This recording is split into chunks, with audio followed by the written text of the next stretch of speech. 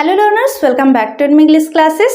Today we are going to study an essay, Principles of Good Writing, written by L.A. Hill. L.A. Hill or Leslie Alexander Hill was a prolific writer, an essayist, linguist and phonetician. তো তোমরা বুঝতেই পারছো L.A. Hill কতটা কৃতিত্ববান ব্যক্তি ছিলেন। তো তার লেখা এসে প্রিন্সিপালস অফ গুড রাইটিং এই এসেটি নিয়ে আজকে আমরা আলোচনা করব। এই এসেটির যে মূল বিষয়বস্তু সেটি হচ্ছে কিছু টিপস বা কিছু রুলস রেগুলেশন তিনি দিয়েছেন, যে রুলসগুলো ফলো করলে একটা লেখা ভালোভাবে লেখা যায়। অর্থাৎ একটি ভালো লেখা লিখতে গেলে যে সমস্ত টিপসগুলো বা রুলসগুলো আমাদের ফলো করা উচিত, সেই গাইডলাইন্সটা কিন্তু তিনি এই এসেটির মধ্যে দিয়েছেন। ওকে, তো চলো আমরা এসেটি শুরু করব।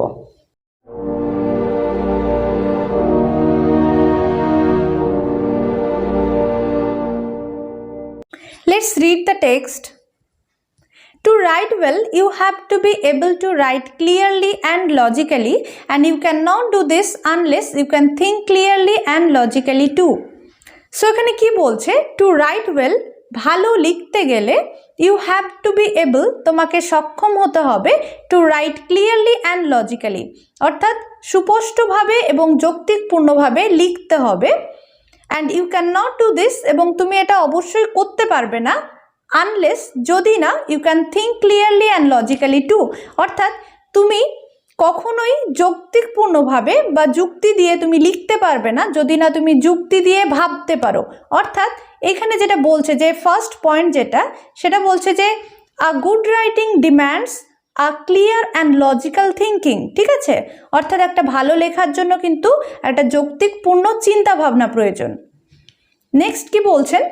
If you can not do this yet, এটা যদি তুমি না করতে পারো, এটা বলতে ক্লিয়ারলি এবং লজিক্যালি তুমি যে চিন্তা ভাবনা না করতে পারো, ইউ শুড ট্রেন ইউরসেলফ, তোমার নিজেকে প্রশিক্ষণ দিতে হবে। to do it by taking a particular problems and following them through point by point to a solution. অর্থাৎ এখানে কি বলছে, যদি তোমরা ক্লিয়ারলি এবং লজিক্যালি চিন্তা ভাবনা করতে না পারো সেক্ষেত্রে তোমাদেরকে কি করতে হবে, একটা সমস্যা নিতে হবে এবং সেই সমস্যাটাকে তার পয়েন্ট বাই পয়েন্ট সলিউশনের দিকে যেতে হবে, অর্থাৎ সেই সমস্যা সমাধানের চেষ্টা করতে হবে।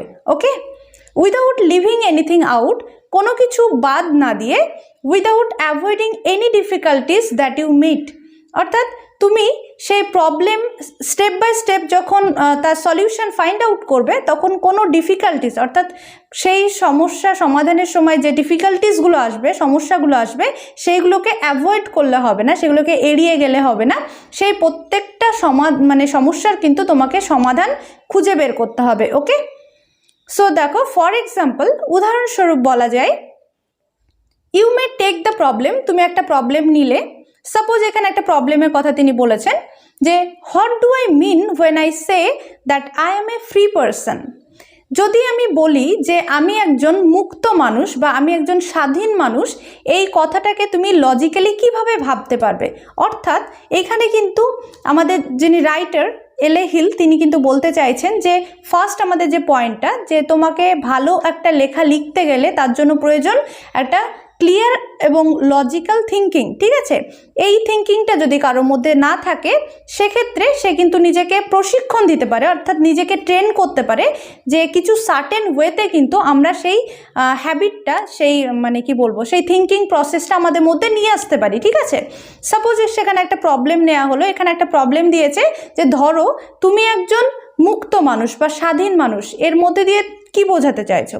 সো এখান থেকে এটা হচ্ছে আমাদের প্রবলেম। এবার আমরা ফাইন্ড আউট করার চেষ্টা করব যে অ্যাকচুয়ালি এখান থেকে আমরা কত ধরনের অ্যানালিসিস হতে পারে। ওকে, সো নেক্সট বলছে try to find a solution along something like the following lines, পরবর্তী লাইনগুলোর মতো করে এর সমাধানের চেষ্টা করো।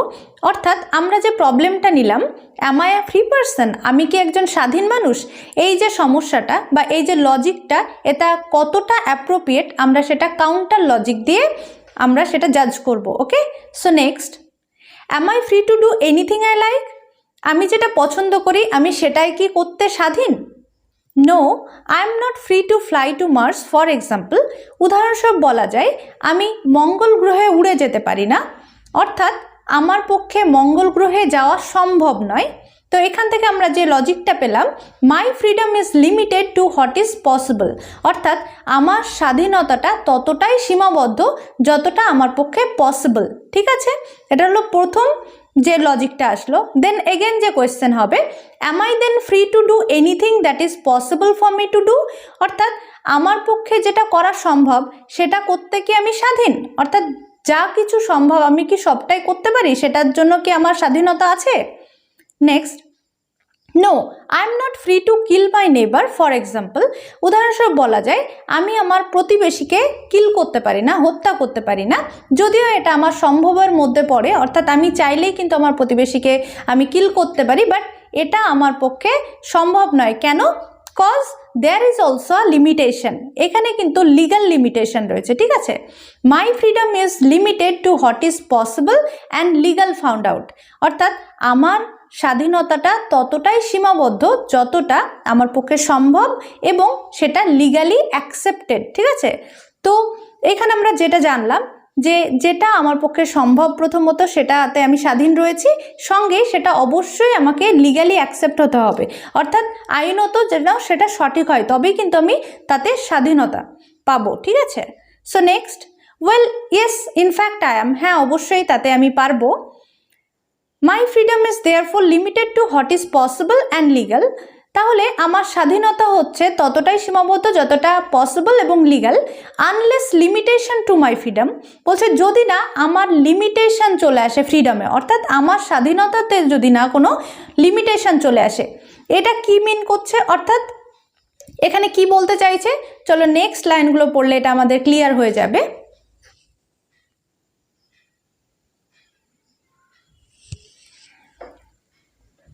So, because if I were free to do harm, যদি I were free to do harm, যদি আমি ক্ষতি করতে পারতাম, and under this condition, এবং এই পরিস্থিতির মধ্যে বা এই কন্ডিশনের মধ্যে, অর্থাৎ আমরা প্রথমে দেখলাম লজিক্যালি তিনি কি বললেন যে যেটা পসিবল এবং লিগালি অ্যাকসেপ্টেড, যেটা লিগালি অফেন্স নয় সেটা আমরা করতে পারি, তাহলে এক্ষেত্রে যদি এর নিয়ম মেনেই, ঠিক আছে, অর্থাৎ এই নিয়মের মধ্যে থেকেই যে আমি এমন কারোর ক্ষতি করছি, আমি কারোর ক্ষতি করছি কিন্তু সেটা লিগালি অফেন্স হচ্ছে না, আবার সেটা মানে আমার সাধ্যেরও বাইরে হচ্ছে না, ক্ষমতার বাইরে হচ্ছে না, তাহলে আমি যদি কারোর ক্ষতি করি, ঠিক আছে, সেটাই বলছে I would have less chance of freedom, তাহলে আমার স্বাধীনতাটাও কিন্তু কমে যাবে বা আমার স্বাধীনতার যে সুযোগটা সেটাও কিন্তু কম থাকবে।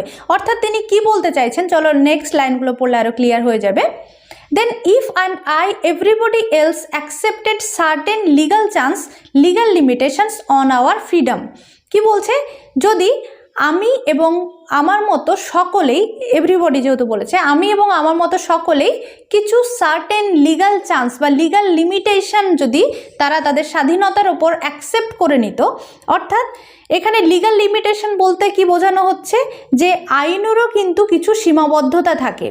আইনের সীমাবদ্ধতা বলতে সমস্ত কিছু কিন্তু আইনের মধ্যে পড়ে না, ঠিক আছে, আইনি সীমাবদ্ধতার মধ্যে থেকে যদি আমি কারোর ক্ষতি করি তাহলে সেক্ষেত্রে কি, ঠিক আছে, আমি একটা এক্সাম্পল দিলে তোমাদের বিষয়টি ক্লিয়ার হবে, আমি পরে বলছি।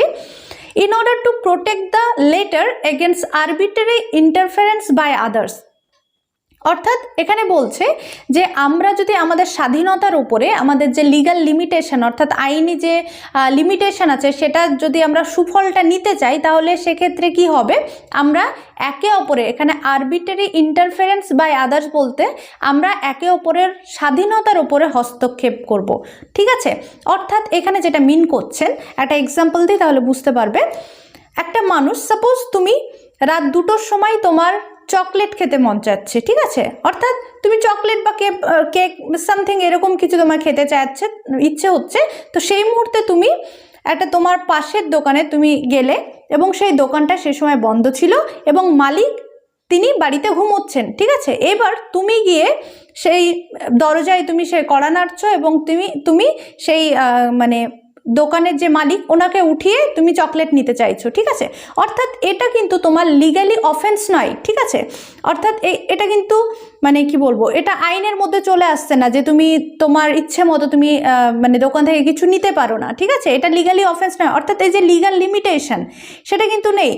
তো তুমি যখন এই রাত 2টোর সময় মানে যিনি ঘুমাচ্ছেন তাকে ডিস্টার্ব করে তাকে দোকান খোলাতে বাধ্য করছো, তারও কিন্তু স্বাধীনতা রয়েছে যে সে তার স্বাধীনভাবে সে কিন্তু ঘুমোবে, ঠিক আছে। অর্থাৎ দুজনেরই কিন্তু স্বাধীনতা রয়েছে, এইখানে কিন্তু আইনের কোনো হাত নেই। বাট তোমরা দুজনের ওপরে যে স্বাধীনতাটা, সেই স্বাধীনতায় কিন্তু হস্তক্ষেপ করছো। দ্যাট মিন এটা এখানে সেটাই বলছে যে যেখানে আমাদের লিগ্যাল লিমিটেশনস থাকে, অর্থাৎ যেখানে আমাদের আইনি মানে কি বলবো, যেখানে আইন অ্যাকচুয়ালি কাজ করে না, সেক্ষেত্রে আমরা একে অপরের বা আমরা পারস্পরিক যে হস্তক্ষেপ সেটা করে কিন্তু আমাদের স্বাধীনতাটাকে ব্যাহত করতে পারি না। অর্থাৎ এখানে কিন্তু আমাদের একটা কম্প্রোমাইজের জায়গা থাকতে হবে যে আমার স্বাধীনতাটা যেমন ইম্পর্টেন্ট, তার স্বাধীনতা, সামনের জনের স্বাধীনতাটাও তেমনই কিন্তু ইম্পর্টেন্ট, ঠিক আছে। আমি জাস্ট একটা উদাহরণ দিলাম, এরকম দেখবা সার্টেন অনেক কিছু রয়েছে যেগুলো আশেপাশে আমরা কিন্তু একটা মিউচুয়ালি কিন্তু একটা মানে কি বলবো, মিউচুয়ালি আমরা একে অপরের ওপরে এই ব্যাপারটা ঠিক করে নিই, ঠিক আছে, যেটা আইনত কিন্তু মানে অফেন্স না, বাট আমরা আমাদের স্বাধীনতা যেন খর্ব না হয় কারোর দ্বারা, কেউ যেন আমাদের স্বাধীনতাতে হস্তক্ষেপ না করতে পারে, সেই জায়গাটা কিন্তু আমরা ঠিক করি, ঠিক আছে। অর্থাৎ মানে আমি কতটা ফ্রি বা আমি কতটা স্বাধীন সেটা কিন্তু শুধুমাত্র যে পসিবিলিটির ওপরে বা লিগ্যাল লিমিটেশন মানে লিগ্যালি সেটা মানে ডিপেন্ড করছে সেটা নয়, সেটা কিন্তু পারস্পরিক আমাদের যে পরিবেশের সঙ্গে মানে মানুষজনের সঙ্গে বোঝাপড়া তার উপরেও কিন্তু ডিপেন্ড করছে। ওকে, সো এটাও কিন্তু অর্থাৎ এই যে পুরো উদাহরণটা দিলেন ক্লিয়ারলি এবং লজিক্যালি থিঙ্কিং তোমার চিন্তাভাবনাটাকে এক্সপ্লোর করার জন্য, ঠিক আছে। সো এটা আর কি বোঝাতে চাইছেন। সো নেক্সট দেখো, আই হোপ তুমি মানে তোমরা আর কি এই লাইনটা বুঝতে পেরেছো। So next, at first you may find clear step by step thought very difficult. প্রথমে তোমাদের মনে হতেই পারে এভাবে স্টেপ বাই স্টেপ চিন্তা ভাবনা করা একটু দুর্বোধ্য লাগছে বা একটু কষ্টকর মনে হচ্ছে, ডিফিকাল্ট মনে হচ্ছে। You may find that your mind continually wander, এবং তুমি দেখবে যে তোমার মাথা এখানে কন্টিনিউয়ালি বলতে কিন্তু মানে কি বলবো, কন্টিনিউয়ালি ওয়ান্ডার মানে হচ্ছে এলোপাথারি ঘুরে বেড়ানো, ঠিক আছে। অর্থাৎ তোমার মাথাটা কি হচ্ছে, কোনো একটা শৃঙ্খলাবদ্ধভাবে বা স্টেপ বাই স্টেপ বা পয়েন্ট বাই পয়েন্ট সেটা কিন্তু যেতে পারবে না। প্রথমে তোমাদের এটা মানে ইনিশিয়াল স্টেজে কিন্তু এটা একটা ডিফিকাল্টিস আসবে, সেটাই বলছে যে হয়তো মাথাটা হয়তো চারিদিকে মানে হ্যাপাজার্ড ওয়েতে ঘুরে বেড়াচ্ছে, ঠিক আছে, অর্থাৎ মানে শৃঙ্খলাবদ্ধভাবে আসতে পারছে না।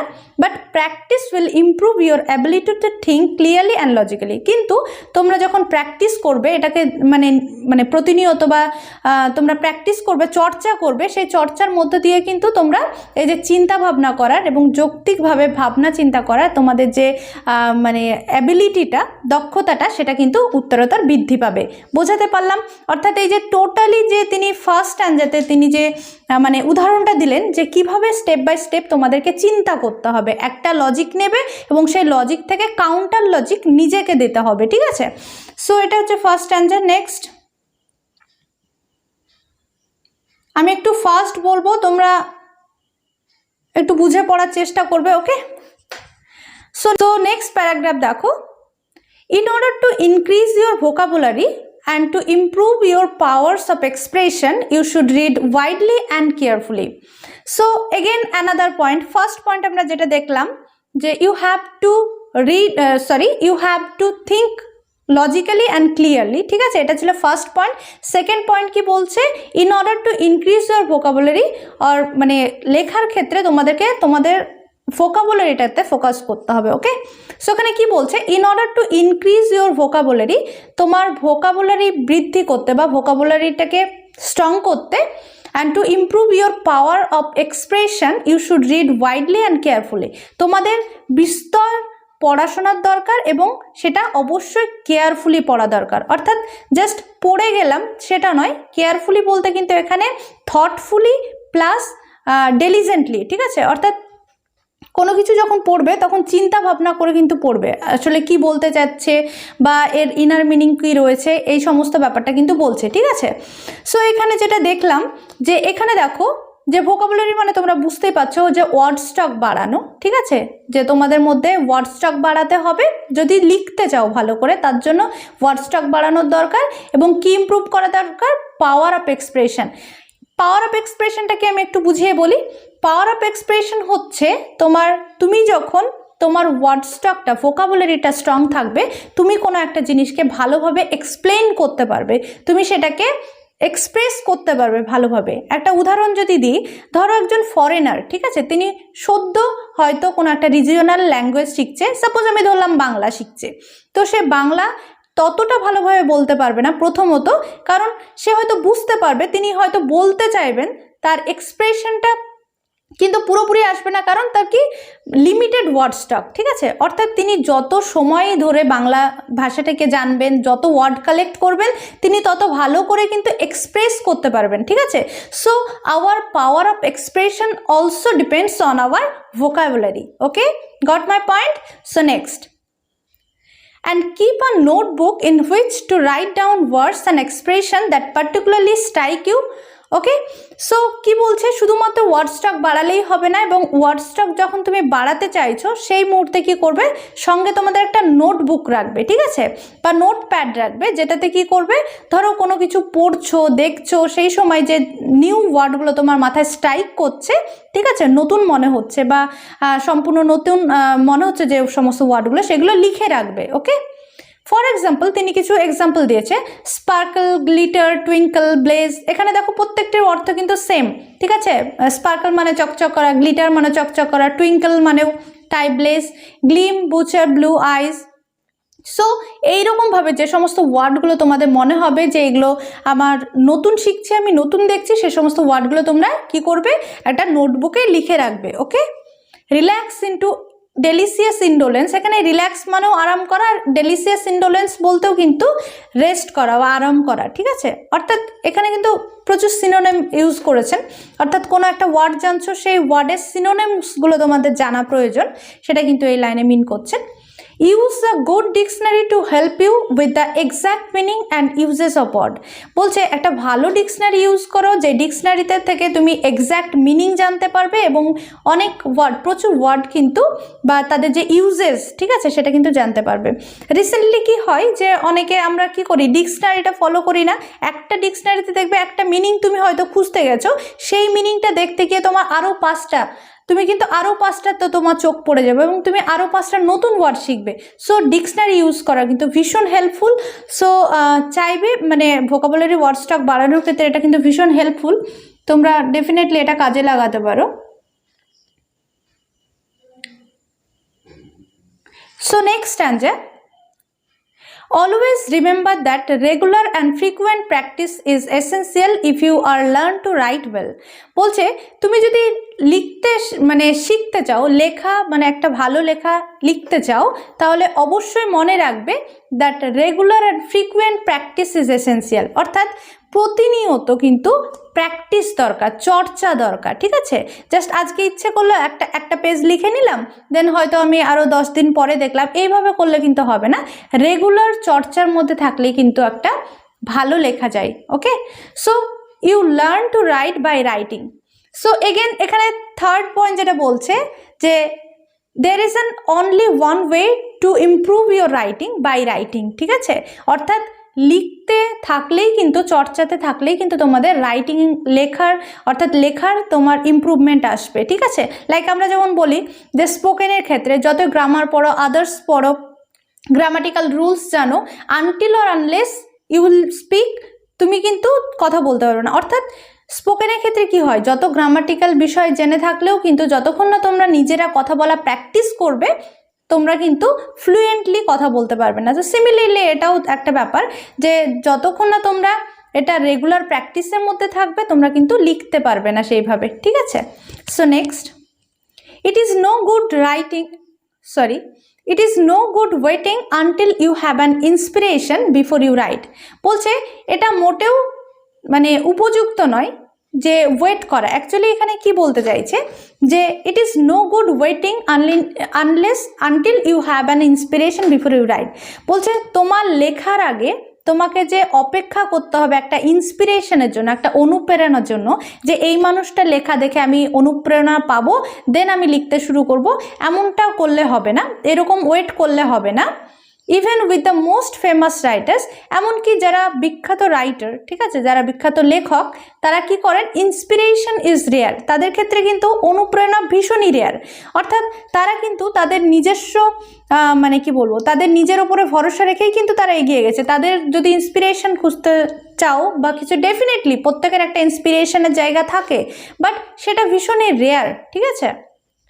Writing is 90% hard work and 1% inspiration. কি বলছে, যে লেখার যে মানে লেখা ব্যাপারটা হচ্ছে 99% তোমার হার্ডওয়ার্ক, তুমি কতটা হার্ডওয়ার্ক করছো, এফোর্ট দিচ্ছ, এবং 1% ইন্সপিরেশন, এবং সামান্য 1% হচ্ছে অনুপ্রেরণা। অর্থাৎ তুমি কাউকে দেখে জাস্ট অনুপ্রাণিত হতে পারো কিছু সময়ের জন্য, বাট তুমি হার্ডওয়ার্ক না করলে কিন্তু তোমার সাকসেসের জায়গাটা পাবে না। ওকে, সেটাই বলছেন।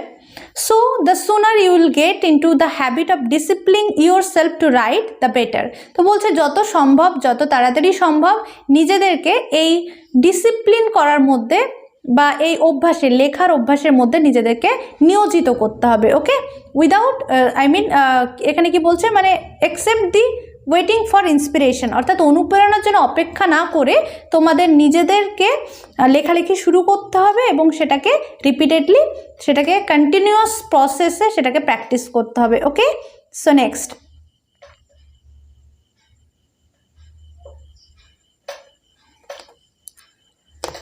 if you keep your eyes and ears open, you will find plenty of things to write about around you. Next, এবার যেটা যারা লিখবে তারা মানে ফার্স্টে আমাদের কি হলো, লজিক্যালি সে থিঙ্কিং করতে শিখলো, দেন ভোকাবুলারি বা ওয়ার্ড স্টক বাড়ালো, দেন তিনি কোনো ইন্সপিরেশনের জন্য ওয়েট না করে লিখতে যাবেন। বাট লেখার মুহূর্তে যেটা কোয়েশ্চেন আসবে ফার্স্টে, যে কি বিষয়ে লিখব। So this is also a striking question of a writer, ঠিক আছে, অফ আ বিগিনার অ্যাকচুয়ালি। তো কি কোয়েশ্চেন লিখবে, এটা সমাধান তিনি কিভাবে দিয়েছেন, চলো দেখা যাক। If you keep your eyes and ears open, তুমি যদি তোমার চোখ কান খোলা রাখো, you will find plenty of things to write about around you. বলছে তুমি যদি তোমার চোখ কান খোলা রাখো, তোমার চারিপাশে তুমি হাজারো জিনিস পাবে তোমার লেখার জন্য, ঠিক আছে। অর্থাৎ প্লেন্টি অফ থিংস বলতে তোমার চারিপাশে প্রচুর জিনিস পাবে তুমি লেখার জন্য। Often a little piece of conversation heard in the street can start you thinking along interesting new lines. বলছে often, অনেক সময় কি হয়, a little piece of conversation heard in the street, হয়তো রাস্তার কোনো এক পাশে ছোট্ট একটা কনভারসেশন তুমি শুনছিলে, ঠিক আছে, সেই ছোট্ট কনভারসেশনটাও কিন্তু তোমাকে কি দিবে না, তো তোমাকে সে একটা লেখার জন্য একটা থিম বা থট দেবে, ঠিক আছে। তো এটাই বলছে যে আশেপাশে তোমরা লক্ষ্য করবে, চারিপাশে প্রচুর কিছু আছে যেটার থেকে লেখা শুরু করা যেতে পারে। Okay, imagine that you are a stranger who is not familiar with the things that you see around you and starts from there. বলছে ধরে নাও তুমি একজন স্ট্রেঞ্জার, ঠিক আছে, অর্থাৎ তুমি একটা স্ট্রিটে রয়েছো, সেখানে তুমি দেখছো যে আশেপাশে মানে প্রচুর মানুষ হয়তো কথোপকথন করছে, তুমি কিছুক্ষণ শুনবে, বা হয়তো তুমি সেই মোমেন্টটাকে একটু মানে সেই জায়গাটায় ভাববে, তো তোমার মনে এত সুন্দর আইডিয়া আসবে। তো এটাই বলছে যে তুমি ওই মুহূর্তে তুমি নিজেকে একটা স্ট্রেঞ্জার মনে করো, এবং তুমি মনে করো যে তোমার চারিপাশে প্রচুর কিছু আছে, এবং সেখান থেকেই তুমি কিন্তু ধারণা নাও, ঠিক আছে, তোমার কল্পনাটা সেখান থেকেই কিন্তু বিকশিত হবে, ঠিক আছে, এটাই কিন্তু মিন করছেন। নেক্সট, তিনি আরও প্রপারলি কিন্তু এবার বলবেন যে মানে কোথা থেকে অ্যাকচুয়ালি থিম বা এই যে আইডিয়াসগুলো আসতে পারে। সো বলছেন কি, read the newspaper carefully. Newspaper carefully পড়তে বলছেন। Every day there are examples of human joy and human tragedy in it which gives you ideas for articles, essays or short story.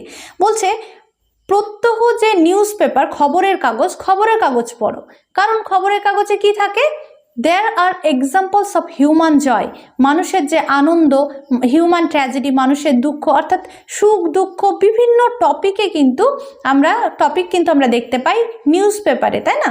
তো এখানে বলছে যে খবরের কাগজ পড়ো, সেখানে তোমরা তোমাদের আর্টিকেল লেখার জন্য বা এসে লেখার জন্য বা শর্ট স্টোরি লেখার জন্য কিন্তু তোমরা তোমাদের আইডিয়াস পেয়ে যাবে, ঠিক আছে, তোমরা তোমাদের কন্টেন্ট পেয়ে যাবে, সেখান থেকে তুমি ভাববে, চিন্তা করবে এবং সেখান থেকে লেখা শুরু করবে। ওকে, So next,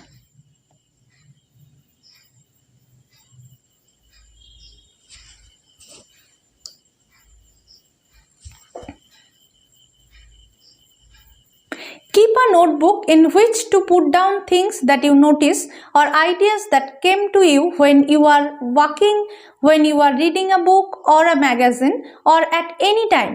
So again তিনি আবার কি বলছেন যে keep a notebook, ঠিক আছে, তোমার কাছে অলওয়েজ একটা নোটবুক রাখো এবং সেই নোটবুকে কি করবে, তুমি যখন কোনো কিছু দেখছো, নোটিস করছো, ঠিক আছে, তখন তুমি সেটা লিখে নিলে, অর আইডিয়াস, ঠিক আছে, সেই আইডিয়াগুলো লিখে নিলে, that came to you when you are walking, ধরো তুমি বিকেলবেলায় হয়তো ওয়াকিংয়ে বেরিয়েছো, ঠিক আছে, সেই মুহূর্তে তোমার হঠাৎ একটা আইডিয়া আসলো, তুমি যদি সেই মুহূর্তে সেটা রাইট ডাউন, মানে তুমি সেটা যদি লিখে না রাখো, তাহলে সেক্ষেত্রে পরক্ষণেই কিন্তু তুমি সেটা ভুলে যাবে, ঠিক আছে, কারণ আমাদের মাইন্ড কিন্তু খুব বেশি এই যে হয় না, মানে কি বলবো, সাবকনসিয়াস মাইন্ডে কিন্তু আমাদের বিভিন্ন থটস কিন্তু চলাফেরা করে, ঠিক আছে, হঠাৎ কোনো একটা জিনিস দেখলাম, আমাদের মাইন্ডে সুন্দর একটা আইডিয়া চলে আসলো, এই আইডিয়াটা কিন্তু খুব সার্টেন সময়ের জন্য হয়, আফটার একটা সার্টেন টাইম সেটা কিন্তু ভ্যানিশ হয়ে যাবে।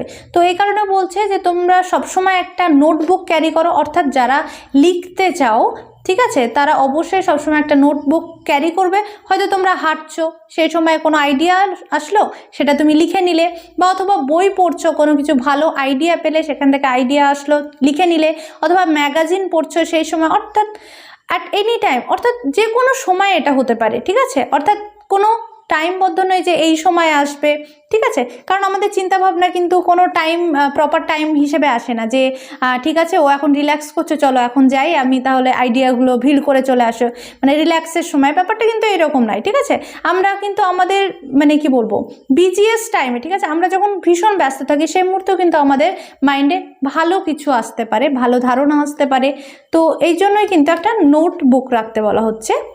Next, some people get ideas in the bath or when they wake up during the night, বলছে কিছু মানুষ তো স্নান করার সময় তাদের আইডিয়া আসে, অর্থাৎ কিছু মানুষ স্নান করতে করতেও কিন্তু দুর্দান্ত আইডিয়াস চলে আসে, অথবা কেউ কেউ তো আছে রাত্রিবেলায় ঘুম ভেঙে যায় যখন, তখন উঠে মানে সে লিখতে লাগে, অর্থাৎ ঘুম ভেঙে যে মানে কি বলবো when they wake up during the night, অর্থাৎ রাত্রিবেলায় ঘুম ভেঙে যাওয়ার সময় কিন্তু কারোর সে আইডিয়া আসতে পারে, অর্থাৎ তিনি বিভিন্ন সিচুয়েশনের কথা বলেছেন, যে সিচুয়েশনে তোমাদের আইডিয়াসগুলো আসতে পারে, you have to write it down, ঠিক আছে, তোমাদেরকে এটা লিখে রাখতে হবে, নইলে পরক্ষণে কিন্তু তোমরা সেটা ভুলে যেতে পারো। Unless they write down those ideas down at once, they often forget them. So বলছে যদি না সেগুলো আইডিয়াগুলো না লিখে রাখে, তাহলে মানে প্রায়শই সেটা ভুলে যায়, যেটা আমি আর কি বললাম। ওকে, try to develop a warm understanding of people, their problems, their joys and their sorrows, so that you are genuinely interested in everyone you meet. So বলছে try to develop a warm and understanding of people, বলছে যে নিজের মধ্যে build up করো, কি build up করবে, develop the understanding of people, অর্থাৎ মানুষদেরকে বুঝতে পারা, তাদের সমস্যা, তাদের সুখ দুঃখ, তাদের সরোজ জয়, সমস্ত কিছু নিয়ে, অর্থাৎ হিউম্যান বিংসকে যারা ভালোবাসবে, তাদের সিচুয়েশনের সঙ্গে জেনুইনলি কানেক্টেড ফিল করবে, তারাই কিন্তু লিখতে পারবে। অর্থাৎ দেখো, একজন রাইটার বা একজন লেখক, একজন কবি, একজন সাহিত্যিক, ঠিক আছে, তারা কিন্তু হিউম্যান মানে যে ফিলিংস, ইমোশন, সেই ইমোশনে নিজেদেরকে বিলিয়ে দেয় বলেই কিন্তু এত জেনুইনলি তারা কিন্তু লিটারেচার প্রডিউস করতে পারে। ওকে, তো এটাই বলছে যে যে একটা ভালো লেখার জন্য অবশ্যই আমাদের হিউম্যান আন্ডারস্ট্যান্ডিংটা প্রয়োজন। Okay, and where before you could perhaps see nothing of interest, বলছে এমনকি যে কোনো একটা জিনিসে যেটা ইন্টারেস্টেড না, ঠিক আছে, মানে টোটালি একদম কি বলবো একটা ইন্টারেস্টিং টপিক না, স্টিল তোমাকে সেখানে ইন্টারেস্টেড তোমাকে ফিল হতে হবে, তবেই গিয়ে তুমি কিন্তু একটা ভালো লেখা লিখতে পারবে, কেমন? সো এটাই বলছে। নেক্সট,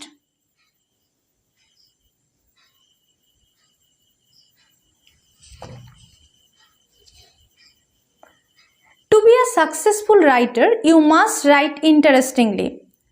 দেন নেক্সট যেটা আসছে, তুমি তোমার টপিক চুজ করলে, এবার তুমি যখন লিখতে শুরু করবে তার আগে যে রুলসটা সেটা তিনি বলছেন যে to be a successful writer, একজন সফল লেখক হতে গেলে ইউ মাস্ট রাইট ইন্টারেস্টিংলি, অবশ্যই তোমাকে আকর্ষণীয় লিখতে হবে, বা ইন্টারেস্টিংলি বলতে তোমার কি বলবো, খুব মজাদার বা আকর্ষণীয় লেখা লিখতে হবে, ঠিক আছে।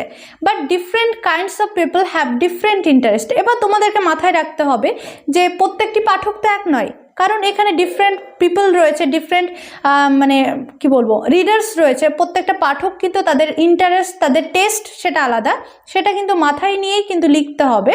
And it is most unlikely that you will be able to appeal all of them.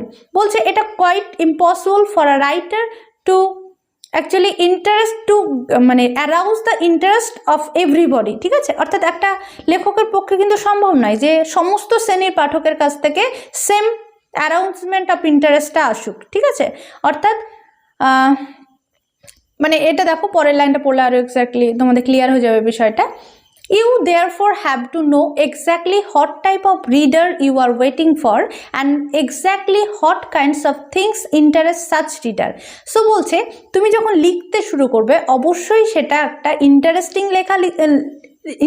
লেখা হতে হবে। দেন তোমাকে ভাবতে হবে যেহেতু তুমি সমস্ত শ্রেণীর পাঠককে তুমি ইন্টারেস্ট তুমি দিতে পারবে না, সেহেতু তোমাকে ভাবতে হবে যে কোন শ্রেণীর পাঠককে তুমি টার্গেট করছো। অর্থাৎ তোমাকে লেখার আগে পাঠক নির্বাচন করতে হবে। আমি এক্সাম্পল দিচ্ছি একটা, যখন দেখবে একটা নিউজ পেপার আসে, নিউজ পেপারে মানে যারা সিনিয়র সিটিজেন থাকে বা যারা একটু সিনিয়র আছে ইন্টেলেকচুয়াল পিপল, তারা কি করে পলিটিক্স যে খবরগুলো বা একটু মানে থট প্রভোকিং যে নিউজগুলো সেইগুলো পড়ে, সেটা গেল। এবার যারা হয়তো অ্যাডাল্ট রয়েছে, যাদের স্পোর্টস ইন্টারেস্ট রয়েছে, তারা কি করে স্পোর্টসের সেকশনটা দেখে। এবং যারা অনেকে আছে দেখবে যারা হয়তো একটু কবিতা পছন্দ করে বা একটু মানে কি বলবো বিভিন্ন ম্যাগাজিনে যে ফটোগুলো রয়েছে সেইগুলোতে ইন্টারেস্ট থাকে। অর্থাৎ প্রত্যেকটি পাঠকের কিন্তু আলাদা আলাদা ইন্টারেস্ট থাকে। তো একটা লেখককে কিন্তু তাদের মানে কোন পাঠককে তিনি মানে টার্গেট করবেন সেটা প্রথমে ঠিক করতে হবে, এবং সেই সমস্ত পাঠকরা কি কি মানে বিষয়ে ইন্টারেস্ট বা তাদের ইন্টারেস্টটা কোন বিষয় সেটা কিন্তু দেখতে হবে। Okay, so next, by carefully reading magazines for teenagers, magazines for well-educated men, you can find out the things that interest particular types of reader. অর্থাৎ তোমাকে জাজ করতে হবে যে কোন মানে টিনেজার্সদের জন্য ম্যাগাজিনের মানে কিভাবে আর কি লিখতে হবে, তার মানে থিমটা কি হবে। টিনেজার্সদের জন্য আলাদা, ওয়েল এডুকেটেড মেনদের জন্য তাদের থট প্রভোকিং কিছু তাদের জন্য লেখা। সো এই বিষয়গুলো কিন্তু এই টাইপের রিডারগুলো কিন্তু তোমাদেরকে ফাইন্ড আউট করতে হবে, দেন লেখাটা স্টার্ট করতে হবে। Okay, so next,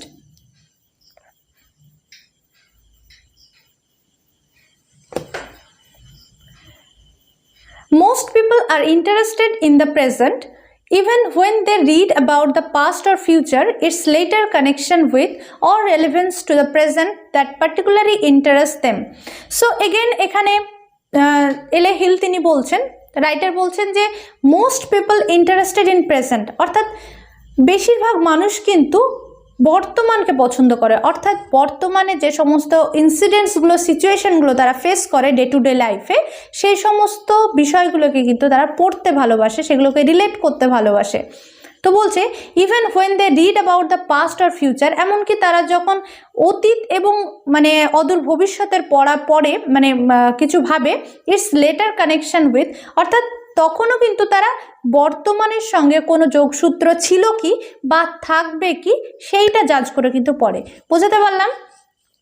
or relevance to the present particularly interest them, অর্থাৎ যদি বর্তমানের সঙ্গে তার কোনো রেলিভেন্স থেকে থাকে সেক্ষেত্রেই কিন্তু তারা ইন্টারেস্ট নেয় সেই লেখায়। Okay, so you should therefore choose subject on topical interest. So তোমাদেরকে অবশ্যই টপিক্যাল ইন্টারেস্টের ওপরে চুজ করতে হবে। এবার টপিক্যাল ইন্টারেস্টটা কি, এখান থেকে কিন্তু কোয়েশ্চেন আসে, এটা আন্ডারলাইন করে রাখবে। সো টপিক্যাল ইন্টারেস্ট বলতে কিন্তু latest fashion in some particular field, problems which worry the people most are making preparation for this festival and about the summer holidays when the summer is approaching. So এখানে topical interest বলতে basically the present ইনসিডেন্টের কথা বলছে, ঠিক আছে।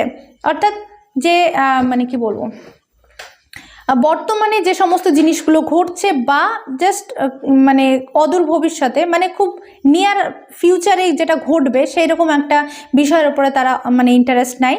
Like বলছে যে latest যেটা fashion চলছে, ঠিক আছে, অর্থাৎ দেখো একটা যদি ব্যাকডেটেড ফ্যাশন কিন্তু এখন ফ্যাশনেবল নয়, ঠিক আছে, এখনকার যে ফ্যাশন সেই ফ্যাশন নিয়ে যদি কোনো লেখা হয় দেন তারা ইন্টারেস্ট নেবে, সেটা যদি ব্যাকডেটেড কোনো ফ্যাশন হয় তারা কিন্তু সে বিষয়টিতে ইন্টারেস্ট পাবে না।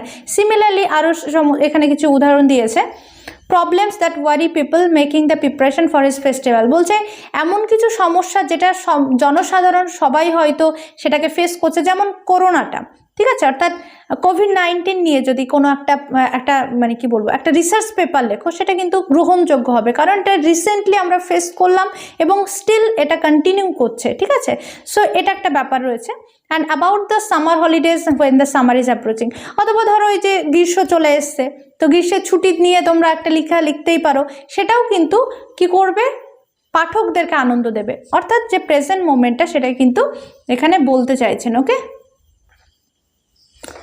so next, as much as possible choose subjects of which you have personal experience, then again তিনি বলছেন যে যতটা সম্ভব চুজ করো যেটা তোমার নিজস্ব অভিজ্ঞতা রয়েছে, অর্থাৎ পার্সোনাল অভিজ্ঞতা থাকলে সেই সমস্ত বিষয়গুলো চুজ করো।